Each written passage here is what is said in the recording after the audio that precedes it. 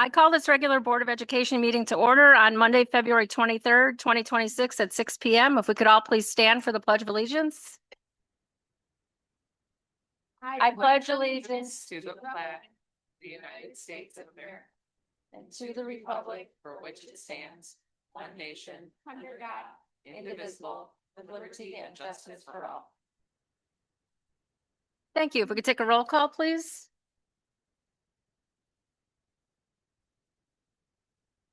Bridget Sandlin. Here. Stacy Salt. Here. Catherine Potter. Here. Jason Jancic. Here. Julie Jetty's absent. Dee Darling. Here. Mindy Hartman. Here. Okay, next up, we have the community input portion. First up, we have a school highlight from Cary Junior High. Dr. Qualls.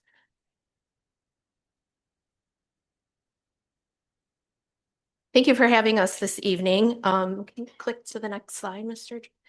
So we're here to talk just a little bit about the extracurricular activities aside from sports here at Cary Junior High, and also to recognize our staff who put in hours to work with our students after school.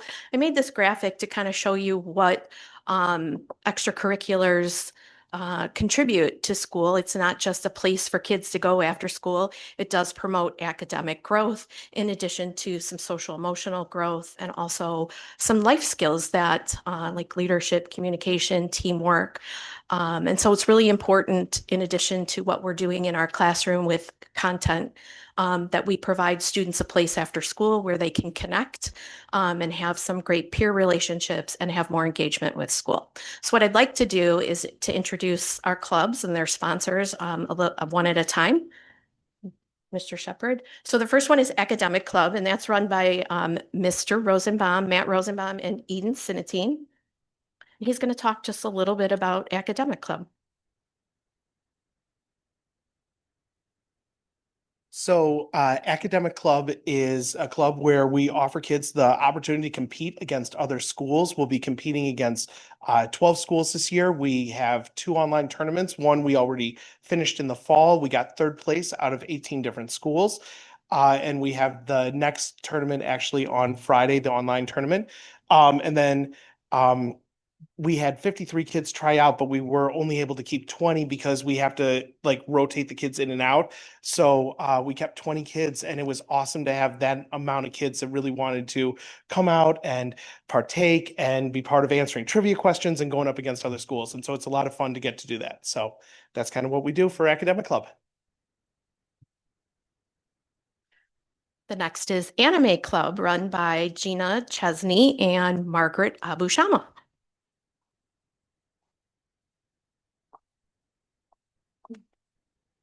Hello. Before we begin, we want to have an announcement. Then in this club, we're going to use Japanese pronunciation, and it's anime. Anime Club is a group of about 50 students who share interest in anime, art, and Japanese culture. And as Dr. Qualls mentioned, it's sponsored by me, Abushama, and Mrs. Chesney. And we meet every other Tuesday. And during the meeting, students spend the first half playing games, and we have different activities for them to learn about Japan and origins of anime. And also we create anime-inspired artwork. And the second half of each meeting is dedicated to watching favorite anime selections. And It's just really fun. yeah, it is fun. We have a lot of kids. Actually, when I started, we had only a group of few. This year, we got 50 on the list. So it's growing. Yeah. And then the next one is Art Club. Is Maya here? No. Maya Cermak is one of our new teachers. So she runs the art club, and they do a variety of activities from sculptures to painting, a variety of mediums, and kids love it. And as you can see, there's quite a few kids who show up for art club. The next one is Band by Audrey. Hi, everyone. I'm Audrey Bross. So I'm the band director here. I work with 3 grade level bands during the day, during WIN as classes. And then I do have one extracurricular band called Jazz Band that meets before school twice a week. We've had a great year for band. These are the biggest numbers we've had since COVID. I think we have 123 students in total, band students this year. So again, biggest numbers since COVID. I thought I'd talk just a little bit about what's happening in band right now. Our jazz band's preparing for their concert at Cary Grove High School, which is March 19th. And we do this concert every year. We're invited to the high school to perform. The jazz band at Fox River Grove also performs, and then the middle school students get to hear 2 high school jazz groups perform. So it's a great opportunity for them to listen and meet the jazz band students at the high school and get a feel for the program.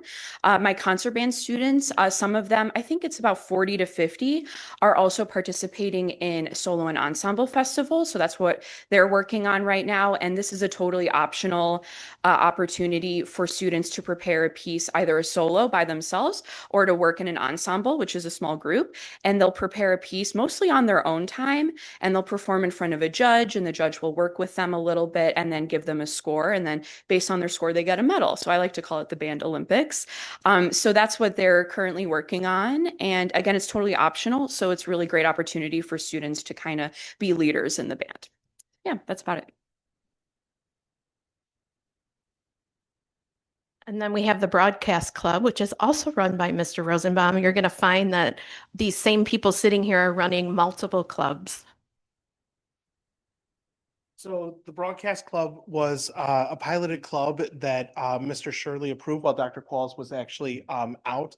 At the beginning of the year, we had 7 kids come to me about starting that. And so they got to broadcast basketball games on Google, or sorry, on the iPad, and then we loaded into Google for them to review. We had a couple of the high schoolers who are doing the broadcasting for Cary Grove High School come, and they ended up helping to teach them and train them on how to do that. And then at the end of the year, a number of them were able to go and be part of the broadcast at the high school and get to be part of the halftime interviewing to just kind of highlight some of the things that they were learning and all the fun that they got to have. And the parents really enjoyed getting to hear the skill and the development of the kids from game 1 to the end of the season in terms of calling a game. So there we go. And then Chess Club, which is run by Carolyn Dunn. Hi, we have about 30 to 35 students in chess club this year, which is really awesome. All different levels. So we always say just come and play with us. So I guess our main thing we always say is we never lose. You only win or you learn. So that is our saying that we say all the time. We have a lot of fun. If you ever want to come by and join us, we'd love to have you.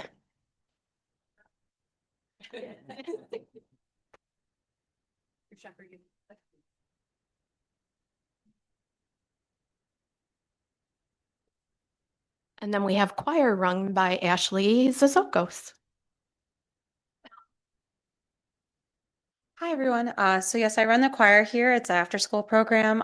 We actually have like 2 choirs. So if you see the 2 pictures, one was from our Fox Valley participants, which was earlier this year, where we had a couple students who spent extra time with me learning really complicated music in different languages and even some in English. And they got to go in a big choir with a bunch of different middle schoolers in our conference. So that was a really cool experience for them. And then our choir, we have our concert that was in the winter in December, where they got to learn a bunch of fun songs. They chose our theme, which was we did Broadway theme this year. So we got to do a lot of fun songs from Wicked and from Newsies, and even some that they didn't know, like 42nd Street, which they ended up loving in the end. So it was really, really fun.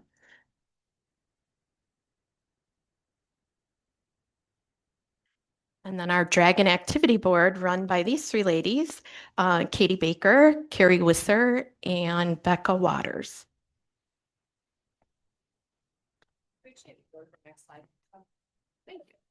So Dragon Activity Board is a student leadership kind of club that we have students kind of run a lot of the activities around the school. So it's really cool to see all these kids kind of flourish with their leadership roles and take ownership of a lot of these things that we do in the school.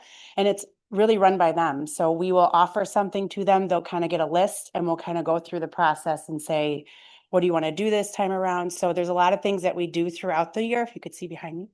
Couple of things are, the torch mascot, we're in charge of that as well, and we have the kids sign up for every Friday to come be torch and walk around the school and take pictures, and sometimes torch shows up at the assemblies and things like that, but the kids actually sign up for that, write it in their calendar, and then come be torch and have a little bodyguard, and the kids love it, so.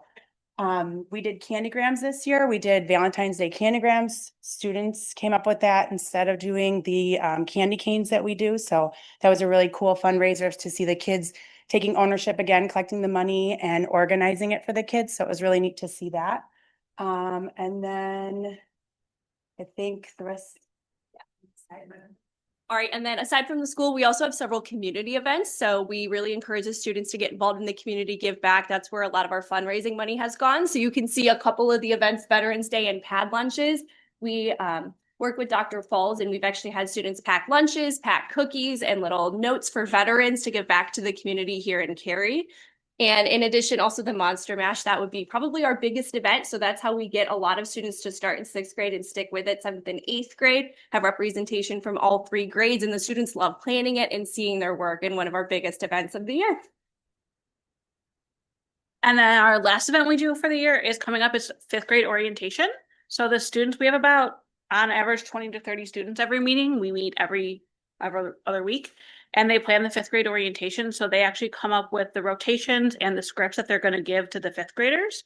And then when the 5th graders come through, they actually give the tours with the signs, and they give all the speeches about what it's like to be a junior high dragon. Okay. One more.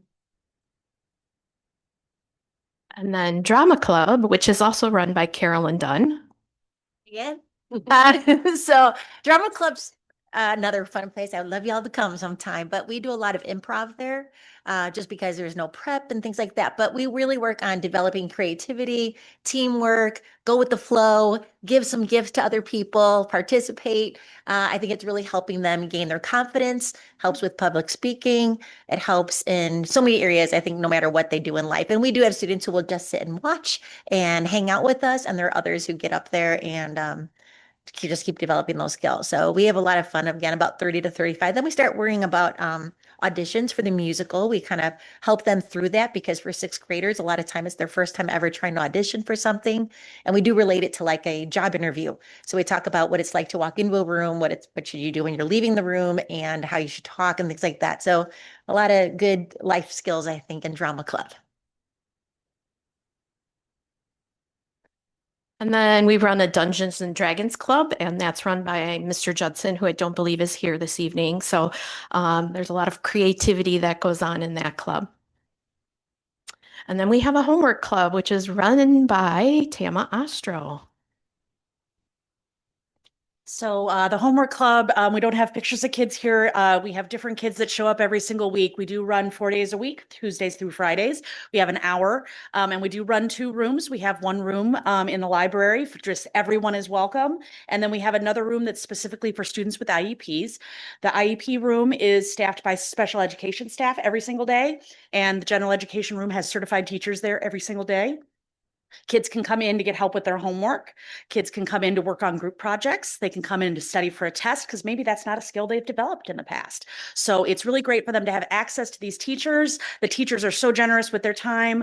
They come in, they sit with these kids, work with them one-on-one. And the fact of the matter is, some kids don't have a good place to do homework when they get home. They might come home to a chaotic environment. They might be babysitting for their younger brothers and sisters, or they might just know about themselves, I'm not so organized. When I get home, I know I'm going to be distracted. So I'm going to stay, and we service about 50 kids per week. We have them sign in. It helps us fulfill IEP goals for some kids and accommodations. So it's a really great place. And like Dr. Paul said, there's a lot of people here that also work with me in the homework club. So if you guys have worked in the homework club ever, just give us a wave.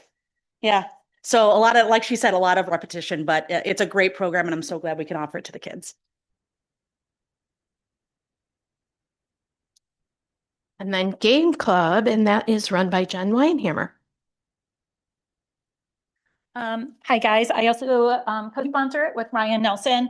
We have just a couple kids in it right now. I just wanted to read like a little excerpt from my book from my favorite author, talking about chess, backgammon, card games, board games, crossword puzzles, and jigsaw puzzles, whether played solo with a partner or in a whole group of people, are wonderful for leisure time as they foster connection, laughter, concentration, joy, and healthy competitiveness. So again, I think it's great because we don't do any electronic games. Everything is old school board games here, and the kids do have a lot of fun. They're playing different games each week. Lego Club, which I think is run by Jen. Yeah. All right, so Lego Club is something that is run for 12 weeks in the spring. We do Game Club in the fall. I co-sponsor that with Giselle Papa Lewis.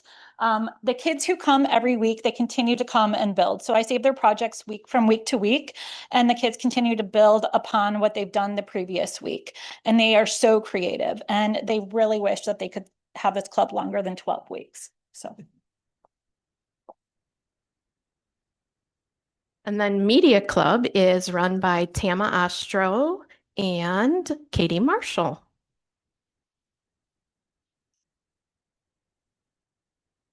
So this was a pilot year for the Media Club. It's the first that we've had it. So it went about 12 weeks. 12 weeks. 12 weeks altogether. 12 weeks altogether. We managed to get out 2 episodes, which if you go to the next slide, if you would like to scan that QR code, it will take you to the YouTube station, which has our first 2 pilot episodes, but students would pick stories. They would, put their ear to the ground, see what was going around in school, and they wrote, directed, filmed, edited. Like, it is really basically, I'm so proud of these kids and what we were able to accomplish in just the 12 weeks. It's incredible. So sir. As a former member of the technology group, we did student news in the elementary schools kind of as an in-class project, and some of these kids remembered that, and they were able to apply those same skills that they had learned before. It was so great to see them interviewing adults. They were so nervous initially. What am I going to say? What am I going to do? And they were so supportive of one another. We did do it for 12 weeks because that was the format we had available, but we are trying to increase that. We would love to have a student news broadcast throughout the school year. I think there's plenty of wonderful things being done at our school and in our community that we could share. So we really enjoyed it, and we'd love to come back next year. And most of our kids were 6th and 7th graders. So I think we'll get some build on that, bring them on back. Yeah. All right. Yes. Thank you. And then we have a recycling club that happens every Friday. It's run by Nathan Joe Keel. What I think is really special about this club is that our TLC students are involved and stay on Fridays. And to see them in an after-school activity with our general education students is really something special. So it's my favorite part of Fridays is to see them in the office collecting all the recycling with the general education students. So it's really special. And then the spelling bee that's run by Lisa Sparks and Elise Lamb. And so they organize it and then host the spelling bee, and then they help our students off to the regional tournament. So thanks to them. And then stage crew, is that you, Blanca? Jackie Argeropoulos runs stage crew. She is not here. Today's Violet's birthday, so happy birthday to Violet. So stage crew is really all about everything on the stage with the musical. It's awesome to see these kids super excited about doing this, and they work really hard after school, and amazing on the stage when you see the changes that happen in between scenes. It's all because of these kids, so amazing to them. Tech crew is you, Ashley, right? Ashley Zizokos. So this one is me. I do help out with Tech Crew. Tech Crew, we actually have our biggest group we've had yet, and it's really exciting because they actually help like run the equipment, which, as you can imagine, is a task in itself to teach these kids like how to like use it properly and train all them and show them all the different ways to do them. And sometimes I feel like they teach me as much as I teach them, especially with some of the things we're working with. Because when we had like our new soundboard last year, I remember things where I was like, well, I think thank you how to do this. And they're like, wait, Missy, this is how you actually do that. I was like, wait, how did you do that? Show me again. So it's really amazing what they can do. And it's all 6th and 7th and 8th graders. And they also will help out with the spring musical here soon. So And then we have Writing Club, which is run by Jackie Ardropoulos, who is not here. Again, happy birthday, Violet. And these are kids who just like to write, and they write various things from poetry to plays to lyrics to songs, anything you can dream up, they're writing. And so it's really exciting to see as a former English teacher that we've got kids who love to write. And then the yearbook club is sponsored by Lisa Sparks, and these 3 darlings put together the entire yearbook. So God bless them because it's a lot of work. And so they're at all events taking photos and organizing and working with Lisa to get that yearbook out. So a big thank you to these 3 kids. And then we have something special. Ashley, do you want to talk about that? So we have some kids here from the musical. So I'm going to let Ashley talk to you.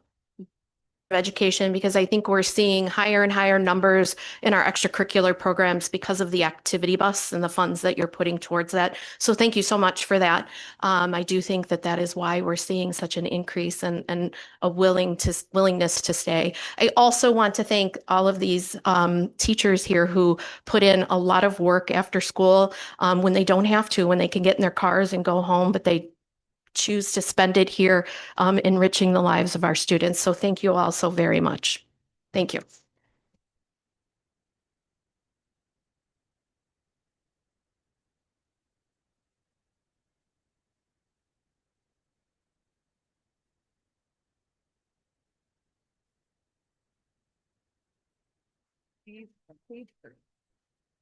She was on, I was back on her picture. She's involved in any of these. Nice to hear.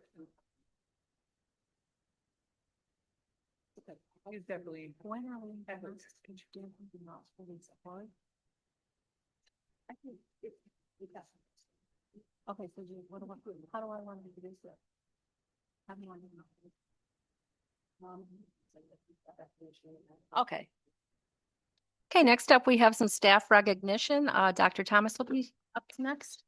Okay, I am very excited to announce this. We have 3 staff members for the first time ever have been recognized by the Illinois State Board of Education, and they're those who excel program. So I am gonna, I think they're all here tonight. I'm gonna ask them to come up. The program that they do through the Illinois State Board ISB is they have multiple levels of different types of awards they have for all different things. And so I will talk about each person individually a little bit, and I will ask the 3 people to come up here as I call them. So the first one I'm going to talk about is Melissa Honecker. So Melissa, if you could come up, if you want to stand right over here. So Melissa is a paraprofessional at Three Oaks, and she is being recognized by ISB for an award of special recognition. The award of special recognition acknowledges educators who are valued members of their school community, who have been recognized for their skills, passions, and talents that they bring to the school community. Specifically, Melissa is being recognized for her work in the Bridge program, supporting students with social emotional needs. And she was nominated for her positivity and generosity with the students and her colleagues, as well as her ability to create opportunities for students to grow to achieve their potential. So congratulations to Melissa Honecker on the ISB Award of Special Recognition. And if you could stay up here, Melissa, next I would like to ask Amy Hahn to come up. Amy Hahn she is a STEM teacher at Briargate in Oak Knoll. She has actually received the Award of Excellence, which is the most prestigious award that those who excel honors, which recognizes educators that have demonstrated a commitment to equity and the success of all students, as well as those who regularly collaborate with colleagues, students, and families to create a positive school culture. So Ms. Hahn was recognized for her role specifically in the creation of the standards-aligned curriculum maps for STEM, which is the first time that we have done curriculum maps for STEM, which was a big deal. Her collaboration with the classroom teachers and identifying common areas in the STEM curriculum and the science curriculum to ensure that mutually supportive instruction happens across the content areas for all of our students. Our students learn about the work of local scientists. Also, this is a Scientist of the Month program that she started. Local scientists who make connections between what the students are learning in class and how science shapes the world around them. So please help me in congratulating Amy in achieving the ISB Award of Excellence as a teacher. And finally, Mr. Block, Kyle Block. So Mr. Block is a principal at Three Oaks Elementary, and he also received the highest honor, the ISB Award of Excellence. Mr. Block was nominated for his work in strengthening community connections through numerous family events that bring parents, caregivers, and students together, such as after-school clubs and collaboration with the PTO to build playgrounds. He's also being recognized for his advocacy for bilingualism and biliteracy, particularly for his support of the students in our dual language program. Further, he's also recognized for his role as one of the team of Three Oaks staff members who together provided life-saving measures last year when responding to a medical emergency of a community member. So thank you also and congratulations, Mr. Block. And I do have a certificate for each of you that I'm going to come over and give. I just won't have a microphone.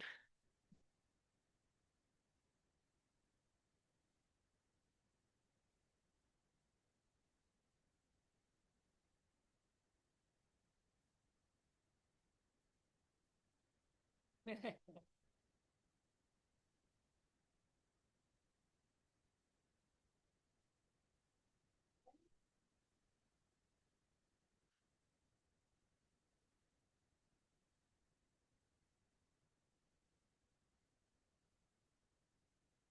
know if any of our board members might want to be in the picture as well. All right, we'll do it as board. Do it as board.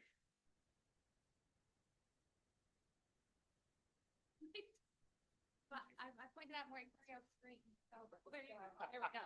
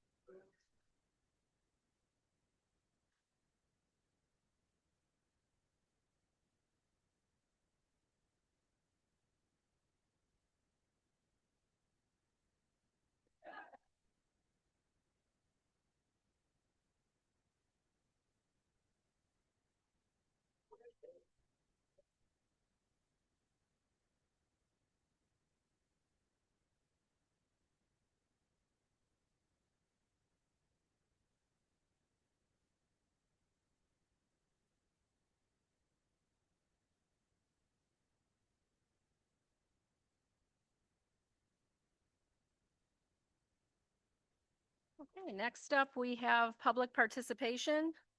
The board and administration welcome your input. When recognized by the board president, members of the public are welcome to supply information for the board's consideration or to express their opinion of district policies. However, public debate between members of the public and the Board of Education members or the district staff will not be permitted. We ask that individuals speaking before the board identify themselves with full name and address and be brief. Comments shall be limited to 3 minutes. First up, we have Stephanie Schwal.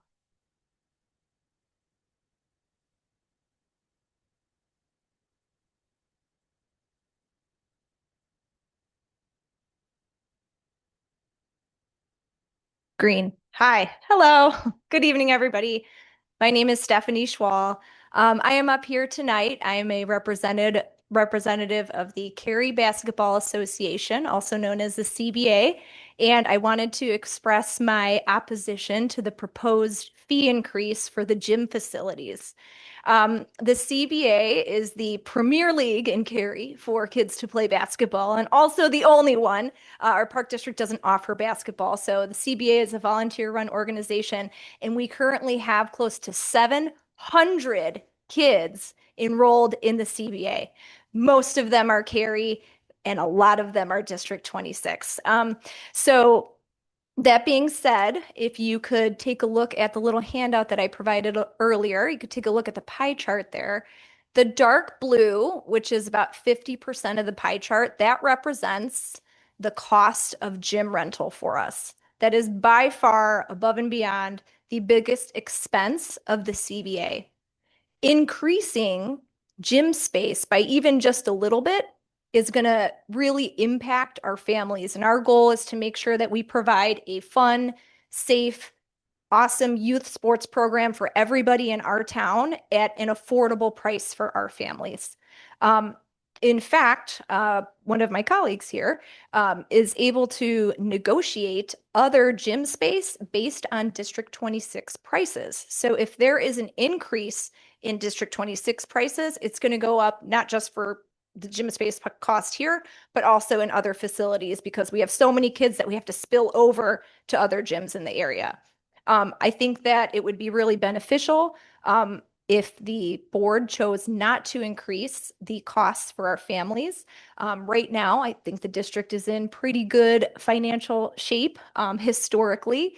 You know, we have the 5% fee tax increase that went into effect. There was also Maplewood, $5.5 million cash payment this summer. And there's also the referendum that the community supported the district in for a $20 million addition to our school district. So right now, you guys are in really good financial shape. And I think that if you take that into perspective, you know, maybe nickeling and diming the parents who are just trying to have their kids in youth sports, maybe now's not the time to do that. It would be time to support the community like they have for the district. So thank you very much for considering. I appreciate it. Thank you. Next up, we have Amanda Bartier. Bartine. I probably didn't have the best handwriting. Well, thank you. So as Stephanie alluded, I'm also representing the Cary Basketball Association. I'm the vice president, co-vice president, and scheduler for the program. And I'm also here as a parent of children who play in the league. So as Stephanie mentioned, you know, we are here to talk about the increased gym rental rates and the significant impact that it will have on our community, particularly CBA, but other recreation sports programs as well who use the space. Our recreation and feeder leagues rely on school gym access to provide both safe and affordable sports opportunities for children and families. And as Stephanie mentioned, we have almost 700 participants this year, and we have had to spill over to Fox River Grove and Crystal Lake because even within Cary, we don't have enough gym space. But having gym space in Cary, you know, promotes more community with everybody who is participating. And there's a lot of other benefits, which I have to rely on my notes because I'm not very good at speaking in public. But I wanted to mention that, you know, we're not for profit. We operate on tight budgets, and we are funded primarily by registration fees. We have expanded this year to try to increase our sponsorship as well so that we can also bring in some additional fees through those sponsorships to help pay. Hopefully next year, we're hoping to have some scholarships for children whose families are not able to provide those fees. And when these rental rates increase, the costs are directly passed on to the families. And as Stephanie showed through that graphic, rental rates account for more than half of CBA's current budget. For the 2025-2026 season, CBA expects to use approximately 1,250 hours of D26 gym space. As I said, we're also in other gyms as well.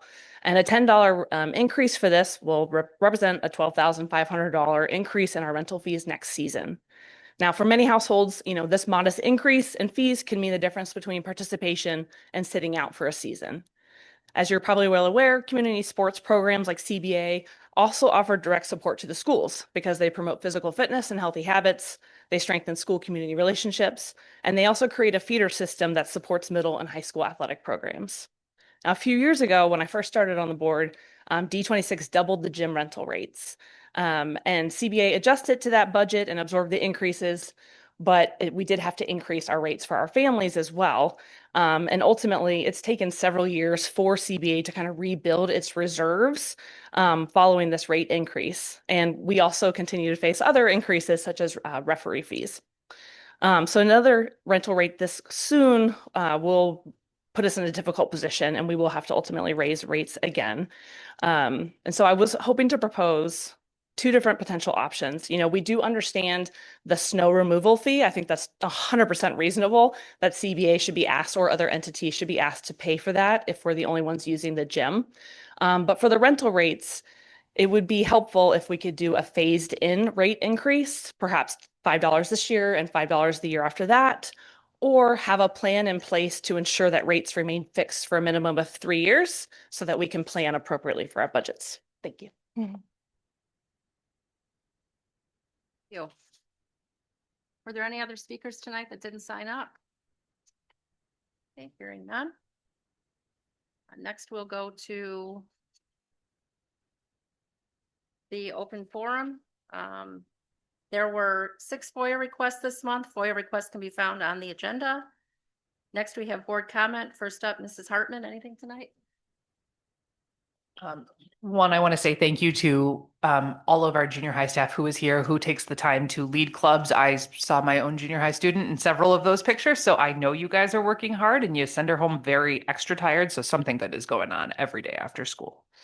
Congratulations to our ISB award winners. That is always very impressive. You are a credit to your schools, you are a credit to the district, and I know that you are making an impact on every family you touch.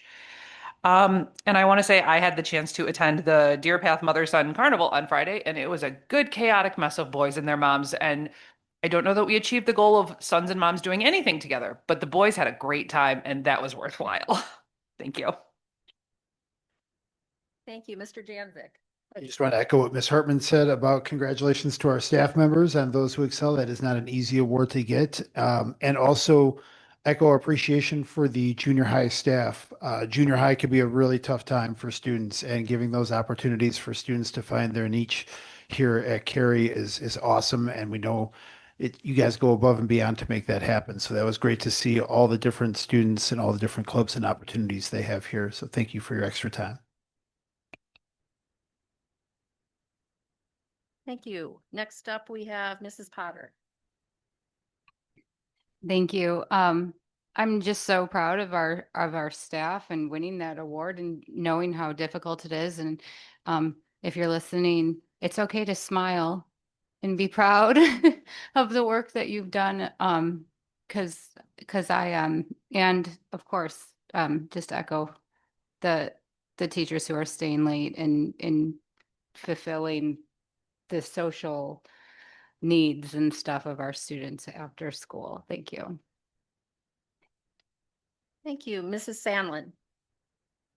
I too want to echo the sentiments of the board on congratulating for the ISB award. I also know that if there's anything that kids are going to remember when they're, adults, what they tell their kids or grandkids is the clubs they are in, that they participated in at school. They will always remember that. It is a huge developmental plus for them, a sense of belonging. So thank you to all the teachers who stay over and take on that responsibility and encourage the kids. So thank you. Thank you, Mrs. Salt. I said my congratulations when Three Oaks got their special party on Friday morning. So that was awesome from the PTO. So I am going to say my congratulations to Aria Salt for winning the Three Oaks Spelling Bee. 5th grade at Three Oaks. She is the winner, and she's going to represent Three Oaks School in District 26, March 18th, if you guys are free, at 3:30 at Bernotis in Crystal Lake. I know she will have some supporters from Three Oaks there. So with that, congratulations. Nicholas was 2nd, and her study partner, Aiden, was 3rd, and they did phenomenal. The spelling bee is way more scary than a basketball game. That is for sure. I Googled a lot of words. It's crazy. So also with that, I want to say thanks to Miss Papelness, because she took my daughter in mid-year and helped her fly from a crazy situation, and she's really nurtured my daughter and made her such a success, and I love that. And Miss Curran, who is meeting with my daughter twice a week to teach her all the different types of words, Greek, Spanish, all the other types. I don't even know. It's so many words. And they're practicing it twice a week during Miss Curran's lunch. So huge shout out to her because she's taught my daughter a lot. And yeah, so if you're free, go to the spelling bee. It'll be exciting. I think someone from the junior high I heard is coming. So congratulations to them too. I was trying to figure that out, but I heard someone might be coming too. So whoever they are, congratulations to them too. Thank you. I'd also like to send a shout out to our staff. We see these awards every year that you could tell how much time our staff is putting into their time here with our students. And it's nice to see this and really acknowledge how much we appreciate the work that's getting done in these classrooms. Thank you. Next up, we have the superintendent update. Dr. Thomas. Thank you. So we have a lot of exciting news tonight. In addition to our amazing staff being recognized by ISB, we are going to be in just a little bit introducing 2 new staff members that are coming on board. Dr. Sarah Cacciatore, who is being recommended as the superintendent, as well as Dr. Kristen Bordenero, who is being recommended for the assistant superintendent for special services. So many thanks to them. I've gotten to talk to them and know them a little bit, and we've done a lot of transition planning, and we're really looking forward to getting started. Also, we have at Cary Junior High, our logo contest. It is not too late. If you want to submit your original artwork, the deadline is this week on the 27th of February. It's original artwork. We're looking to create a new logo that represents the tradition, pride, and values of Cary Junior High. If you would like more information, you can contact the Cary Junior High office, and they will be able to get that to you. And there's a couple quick updates about meetings for next week. The committee of the whole next month will be a little bit early due to spring break. So the committee of the whole will be on March 9th, and the board meeting for March will be the week after on March 16th. Thank you. Thank you. Next up, we have our teaching and learning update. Ms. Rivera. Yeah, I'm excited to share this month's highlight. It's pretty well-rounded in community connections, what I'm going to share with you today. Thank you to Oak Knoll, I see you, to Lisa and also to Rosie Condi for hosting our kindergarten nights. So kindergarten, our first dual kindergarten night was last week. Tomorrow, our Oak Knoll Kinder Night will be happening at Oak Knoll. And then Wednesday will be a second virtual dual kinder night. We know how important the foundation is to our students' learning. We've had a lot of attention and detail put into our early learning. And so we just want to make sure all of our families are aware of this opportunity to learn about kindergarten and get a strong head start. Now, recognizing our parents, I want to say thank you to the parents that attended this month's Parent University. We had our second book study session of The Anxious Generation. Our parents from the very first session, they were very transparent in wanting to create a space where they could communicate and share thoughts and opinions on just the realities of what is going on in the world with their children and technology. And so our conversations this month were centered on the decline of play, the rise of phone-based childhood, and the importance of intentionally building independence at home and school. That's the first part of the meeting together. The second part then starts to shift into what we're doing here in Cary 26 to understand our instructional systems and practices. And so we went through our lesson delivery model, how we promote the gradual release, student autonomy, structured collaboration, and purposeful engagement. Lots of rich conversation between our parents that are there together. Our next one is coming up March 18th. Those are chapters 4 through 6. If you have any questions, please email me.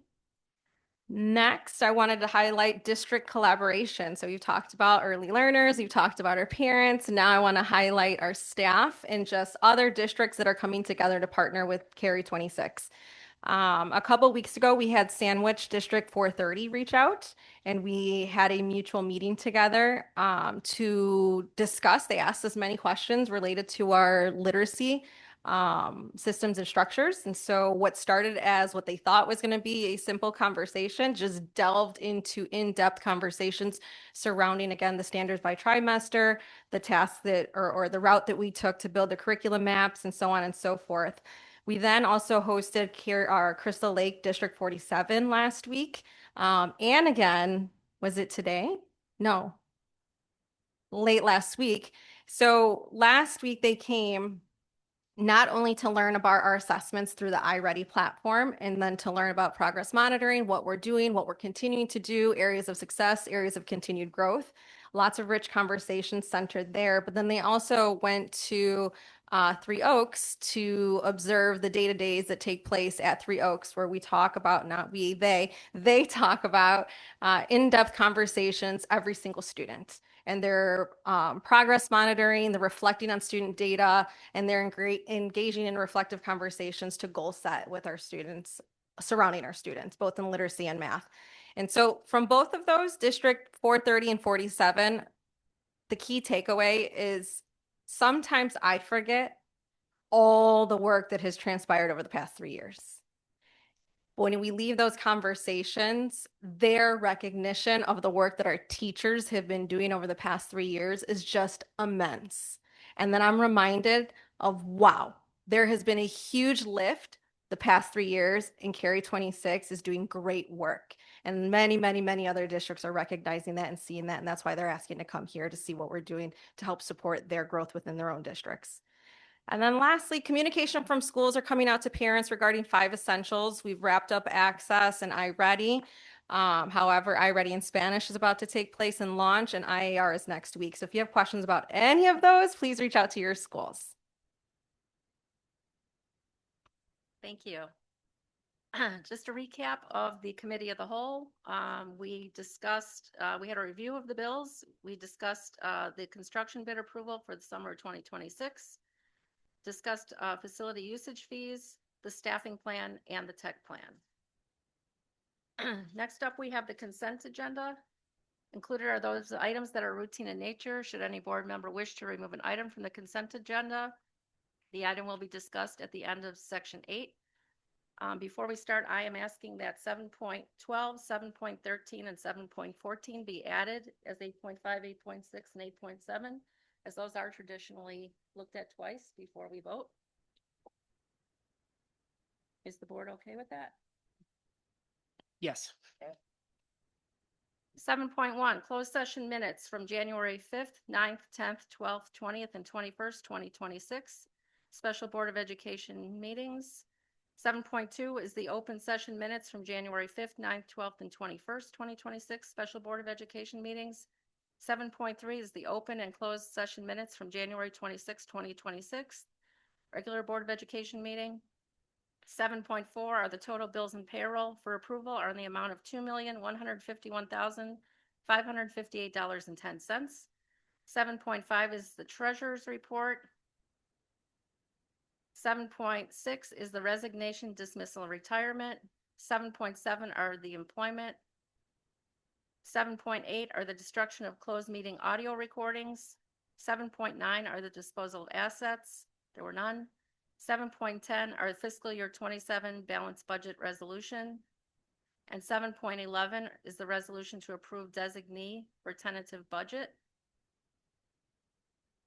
May I have a motion to approve the following: 7.1, 7.2, 7.3, 7.4, 7.5, 7.6, 7.7, 7.7, 7.8, 7.9, 7.10, and 7.11 as presented. So moved. Second. Any discussion? Hearing none, if we could take a vote, please. Stacy Salt, Catherine Potter. Yes. Jason Jancic. Yes. Dee Darling. Yes. Mindy Hartman. Yes. Bridget Samlin. Yes. Okay, that motion is approved. For discussion items, first up, we have 8.1, the approval of the construction bid for summer 2026. Mr. Shepherd and Mr. Mark. Yeah, so as the board is aware, we're about to embark on the second phase of our construction project that is being funded by our referendum funds that were approved in November of 2024. This year's work, we are scheduled to completely renovate Deer Path Elementary School and finish off work at Three Oaks Elementary School. Also being done this summer is some work that the board approved last summer. That was the window replacement at Oak Knoll. So we have a busy summer coming up. We went out to bid on January 13th. That's when bids were made available for this project at Deer Path and Three Oaks. A mandatory pre-bid meeting was held at 2 p.m. on Tuesday, January 20th. We had a pretty good turnout with multiple contractors attending. The bid opening was at 2 p.m. on February 10th, and we had 3 bids submitted. The 3 bids came in from Bowler Construction, Tyler Lane Construction, and Manuso's General Contracting. After reviewing the bids, it is the recommendation of our architect, and we concur that Tyler Lane's bid was most responsive to the district's bid proposal. We would recommend that the board approve the bid by Tyler Lane Construction in the amount of $10,615,119. And again, that is for work being done at Three Oaks and Deer Path. Tonight, we also have representatives. I believe we have representatives from Tyler Lane here. We have Mr. Martin here, and we have Mr. Stoller here if the board has any questions. Okay. May I have a motion to approve the construction bid for the summer of 2026 as presented? Second. Okay, is there any discussion? Questions?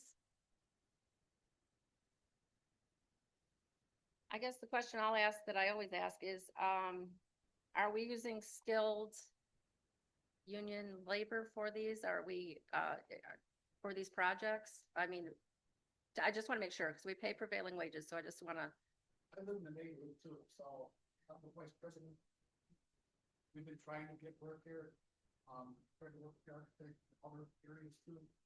We're very glad people get this second job.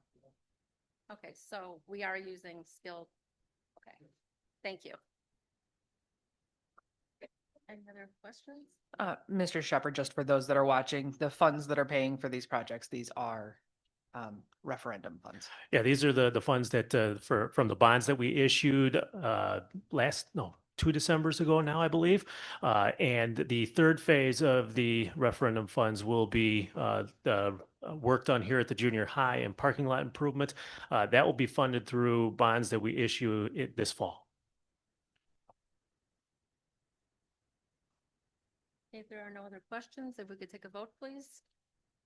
Catherine Potter, No. Jason Jancic, Yes. Dee Darling, Yes.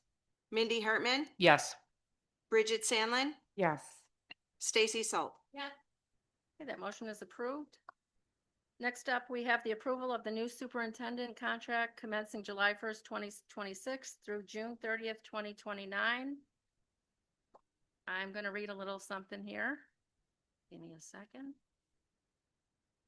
The recommendation, the Board of Education is recommending the employment of Dr. Sarah Cacciatore as the next superintendent of schools for Cary Community Consolidated School District 26, commencing July 1st, 2026 through June 30th, 2029 for a 3-year contract.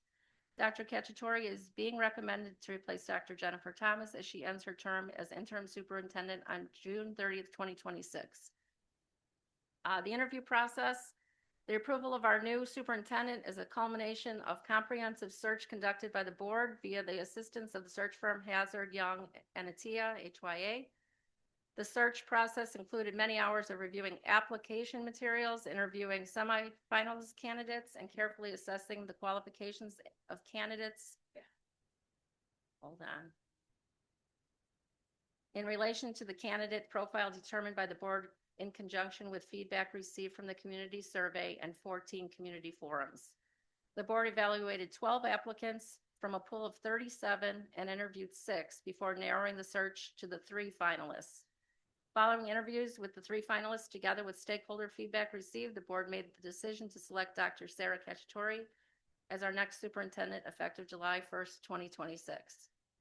A little bit about Dr. Cacciatore.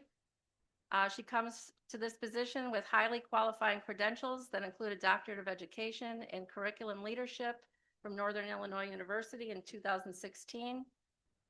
And I'm going to say somebody needs to tell me what an EDS is. Education special, okay. From Western Illinois University 2029, a Master of Arts in Education from Roosevelt University in 2003, and a Bachelor of Arts in Biology at National Louis University in 2000. Dr. Cacciatore has extensive educational experience as a middle school math and science teacher, a curriculum and assessment coordinator, director of curriculum and assessment, assistant superintendent for teaching and learning, and deputy superintendent. Dr. Cacciatore started her career as a middle school teacher in Virginia continuing her teaching in Illinois at Community Unit District 300 and Canelan Community Unit School District 302. She transitioned to administration as the curriculum assessment coordinator, then director of curriculum and assessment pre-K through 8 at Troy Community Consolidated School District 30C in Plainfield. At Oak Grove School District 68, Dr. Cacciatore was the director of curriculum and grant coordinator, and then assistant superintendent for curriculum and instruction. Since 2021, she has served the Mundelein community, first as the assistant superintendent for teaching and learning in District 75, as most recently as the deputy superintendent for Mundelein High School District 120 and Elementary District 75.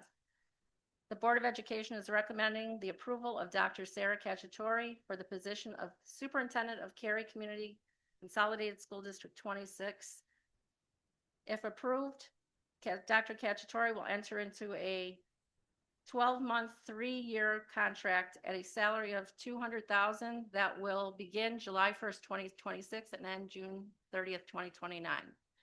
May I have a motion to approve Dr. Sarah Cacciatore as the next superintendent of Cary Community Consolidated School District 26, commencing July 1st, 2026 through June 30th, 2029 for a 3-year contract as presented? So moved. Second. Is there any discussion? Hearing none, if we could take a vote, please. Jason Jancic. Yes. Dee Darling. Yes. Mindy Hartman. Yes. Bridget Sandlin. Yes. Stacy Salt. Catherine Potter. Yes. That motion is approved.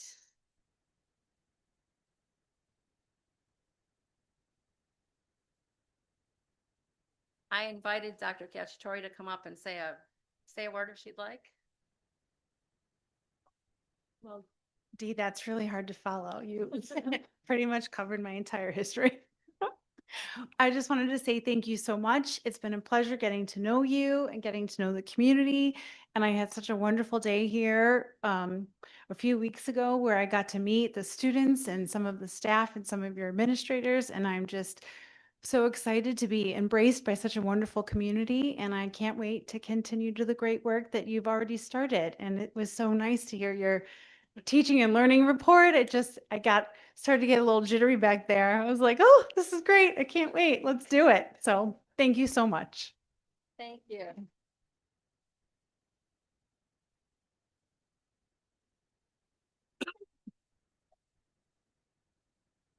All right, next up, we have the approval of the new Assistant Superintendent of Special Services contract to begin July 1st, 2026. Dr. Thomas. Thank you. So I have the pleasure to introduce Dr. Kristen Bordonaro, who has accepted the position Assistant Superintendent for Special Services and is on your agenda to be approved tonight. So Dr. Bordonaro is a state-approved Director of Special Services, who is currently the Director of Special Programs in Wakanda District 118. She holds licensure as a special education teacher, has worked in special education administration, both in public schools as well as the Exceptional Learners Collaborative, has worked with Solution Tree as an associate and author, and also worked as a mental health counselor in the U.S. Navy for 15 years. And I do want to say, literally a week or two before we were doing the interviews, we were in an administrative meeting, and our current interim director of special education held up a book and said, we're going to use this to work with our staff on IEPs and making sure we get them really tight and we're doing them really well. And coincidentally, the co-author was Dr. Bordonaro, which is kind of crazy. So we're very excited to have her aboard. She was the unanimous first choice candidate in both rounds of interviews, which included administrators as well as the special education staff and special educators from the district. Her contract will begin on July 1st, 2026. Welcome. Thank you.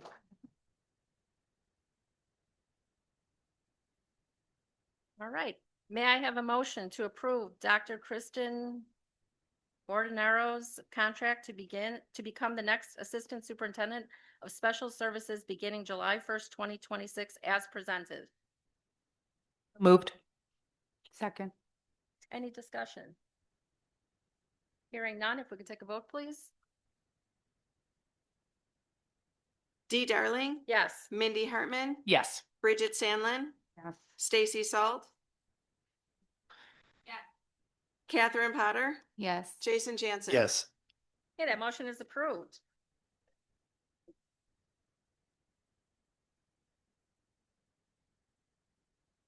Next up is item 8.4, the approval of the agreement to phase out trademark logo. Dr. Thomas. So as you know, we have come to an agreement with Tiffin University on the phase out of the use of the dragon logo at Cary Junior High, which apparently was copyrighted by Tiffin University at some point, but has been used in District 26 for more than 10 years. The phase out includes removal from the website, which has already been done, removal of the dragon from posters starting next year, and then longer term phase out of things like sports uniforms that the logo is on. For example, we just purchased uniforms, I believe, for basketball, and those last for a while. So we will do a gradual fade out of those over time.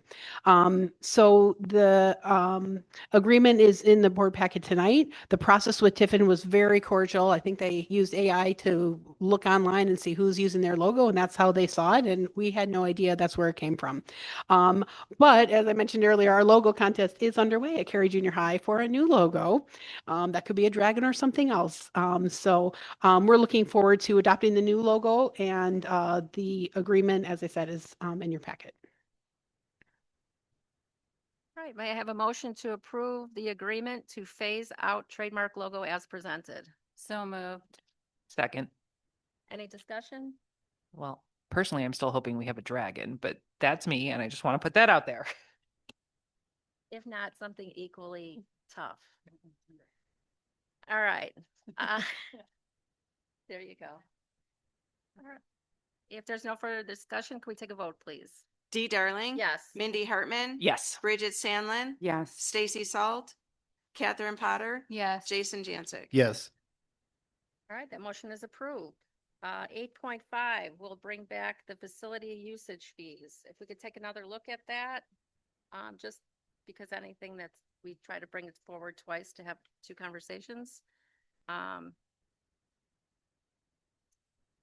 Mr. Shepherd, are you able to just recap real quick? Just a short recap. So at the committee of the whole last week, we had presented to the board the proposed facility usage rate fees that would allow us to recover some of the funds that we need to maintain our facilities. We have talked at length that after our construction projects are completed, our facilities will be brought up to date, and that these funds will allow us to continue to maintain what we have invested in these facilities thus far. One of the items that we brought forward was for snow plowing, because right now the district does take on all of that. So if there are events that are going on the weekend, it requires snow removal. The district pays for all of that. So we did loop in a process by which whoever is renting the facility on the weekend, if it does snow, there is a fee that goes along with that to help with snow removal or salting fees. We also looked at the usage fee of rooms in the gym and compared it with the surrounding area. And we did recommend a $10 increase to the usage of the gym. Again, not with the idea that many of our gyms are going to be brand new and have new flooring. And again, this is designed to help us continue to maintain after all the wear and tear that is being done in our facilities. With that said, we would be open to hearing what the board has to say on this topic and are open to conversation. I have a question. We obviously, not anymore, but previously had agreements with Cary Grove baseball and softball. Is there a reason, or is there anything to your knowledge why CBA maybe doesn't have a rental agreement outside of this form? Like, do they have the ability to negotiate with us or collaborate with us in the same way baseball used to? Is that a possibility? I would say yes. I'm not quite sure how those agreements came into place, who sparked that, who started that. That was in place long before I got here, but that would be something that I think administration will be open to looking at doing something like that in the future. I had a week to think about this, and I'm glad the CBA, you guys came, because we are a huge CBA family and will forever be. So these fees are going to hit me the hardest. and that's kind of like a hard pill for me to swallow. So whether I feel like, why can't we come up with a different work with CBA to do better, or raise the plow rate and maybe a slow roll of these fee rates, like you mentioned, Amanda? Because it's going to hit us the hardest, and maybe Arya's going to play basketball next year and Parker's not. So, and I'm not the only family who feels that way. So I feel like I'm glad that it got taken off the consent, because I don't like to say no to the consent agenda. But now that I've had a week to think about it, I just think it hurts families the most, and they're all a lot of District 26 families. So I feel like we maybe should think of a compromise with CBA, because it is hitting them the hardest. I don't think there's any other organization that uses our winter as much as they do. So, and they do take very good care. They have so many rules about our school. Don't you send us emails when parents are doing things wrong. So they do, they're very responsible tenants for us, and like rental people from us. So I'd rather see you guys work with them than just boost this up. So that, but it's not that I disagree with it, but I feel like there should be some kind of compromise, because it is going to hurt the families the most. And I'm glad you guys came to say something. The snow plowing, I think, asking the fraction of it, that it's only if it does snow, like if it doesn't snow, you're not going to see that charge. Because they're a nonprofit, I think maybe that's something we can look at and potentially. I know that we have things in place for nonprofit entities that rent facility locate. So I would be open to, myself personally, working with them to try and, it's important that kids have these activities. So for me, I'm in support of seeing what we can do as a district, to try and at least maintain where we are now, because we know it's not a profit center for us. So that's just my take. Just to be clear though, the vote tonight is just on these fees. And then CBA would have the ability to reach out to Mr. Shepherd's office and negotiate is what I'm hearing, right? So we're still going to vote on if it's a non-CBA entity that comes in, right? We're still going to vote yes or no on these fees. And then we're just encouraging these community nonprofits to reach out and enter into a contract, very much like CYBA. Is that what I'm hearing? So just in listening to the discussion, I think my recommendation at this point would be that and just in looking at the upcoming board calendar, I think we need to, at the administrative level, take another look at specifically the building rental part. I'm thrilled that we seem to all be in agreement with the snow plow and snow removal portion of it. But I think in order to do our due diligence, we are going to need to take a step back. We have board meetings coming up in March that are earlier than they normally would because of spring break. So I think we need to look at this a little bit deeper. I do appreciate CBA coming here tonight and bringing this to us. We obviously want to make sure that we are maintaining and caring for our facilities, but there has to be this this balance between our obligation to maintaining our facilities and making sure that our facilities remain open to the community. So I appreciate CBA being here. I appreciate some of the ideas they presented tonight. But I would appreciate some extra time to go back with my team. We can reevaluate this and bring it back in March. Okay, so what I'm hearing is we'd like to table this until next month. Is the board in agreement? Yes. I think that would be fantastic. And again, thank you to both of you. I know you guys are both very busy moms. I appreciate you giving us some of your time tonight. Thank you. So next up, we have 8.6, which is the staffing plan. Traditionally, we just bring this forward for a second look before we vote on it. So just a recap of Yeah, so Short I recap. I can just very briefly say the staffing plan really, we're looking at just maintaining the work that we're doing now. We're not looking to add any additional staff. There would be 2 reductions in staff, just through attrition only because of the number of students in those particular grade levels of those buildings going down. But there would be no reduction in force or anything like that. Really, all of the support services, programs, and everything are just going to continue and roll forward. So that is what our recommendation is for the staffing plan. All right. May I have a motion to approve the staffing plan as presented? So moved. Second. Any discussion? And I apologize for not being here last week. Mr. Shepherd, we have money set aside because some of these numbers are bordering on another section, several of them across the district. We have money set aside. Should we need to go, should several students move into the district? I think the last time the economy stumbled a little bit, we saw an influx of private school students coming into the public school. Should we need to go out and hire, we have money set aside for that, like as kind of a backup plan. Is that accurate? We have space for 1 additional staff member. Okay. And that is simply because of the realities of CPI and how our budget is greatly affected by the CPI figure. Correct.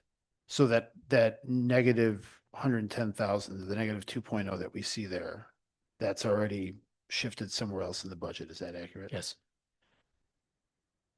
Okay. Any other questions, discussion? We take a vote, please. Stacy Salt. Catherine Potter. Yes. Jason Jancic. No. Dee Darling. Yes. Mindy Hartman. Yes. Bridget Sandlin. Yes. Okay, next up for 8.6, we have the technology plan. Hi, so for the technology plan at the committee of the whole meeting, we recapped what we talked about for monitoring our student safety and keeping our devices safe while they're in their hands. We outlined the new lease that we will be signing on to with Apple, as well as paying off the other 2 lease payments that we have currently. As well as the staff laptop refresh that we will be continuing. We also talked about infrastructure phase 4, which is part of the building modernization and safety coming out of referendum dollars. And we also talked about reselling our retired iPad fleet as we've done in the past few years. Okay, thank you. May I have a motion to approve the technology plan as presented? So moved. Is there any discussion? Yes. I'm finishing my notes here. Okay. I approve of this plan tonight. I will be a yes, but I do think, and I just have to say that there's been a lot of discussion, not necessarily here, but nationally and worldwide about screens, phones, students, kids, the effects that it has in many different areas. And I just don't, I know we're not going to change in the world or whatever, but I think it's a cumulative thing with the screen time. I don't just think it's the phones. I think they are, yes, students have phones. They have iPads here and that we've given to them. There's devices and stuff at home. I think it's a cumulative thing. It's not a choice that I know that my family would make, but that we are grateful that this community has provided to our student to have. But I feel like not as an adult, I was once a kid with ADHD, but now, this would not have been something that would have worked for me. This, I know it causes stress at home for families. And I feel really bad.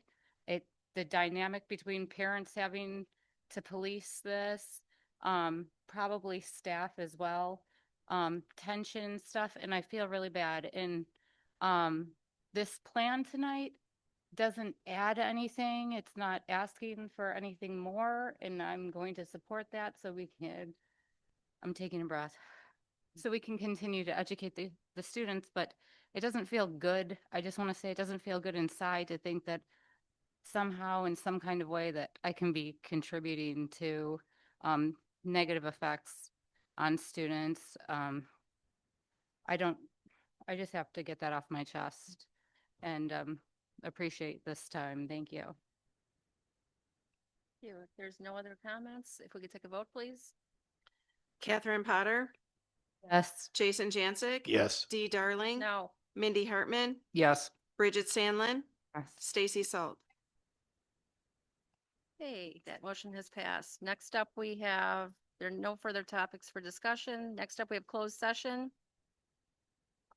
For the purpose of security procedures, school building safety and security, and the use of personal and equipment to respond to an actual or threatened or reasonably potential danger to the safety of employees, students, staff, the public, or public property, 5 ILCS 120-2C8. May I have a motion to adjourn to closed session? So moved. Second. Any discussion? Take a roll call, please. Mindy Hartman, Yes. Bridget Sandlin, Yes. Stacy Salt, Catherine Potter, Yes. Jason Jancic. Yes. Dee Darling. Yes, the motion is approved. Open session ends at 7:18 PM. Thank you, everyone. Have a nice evening.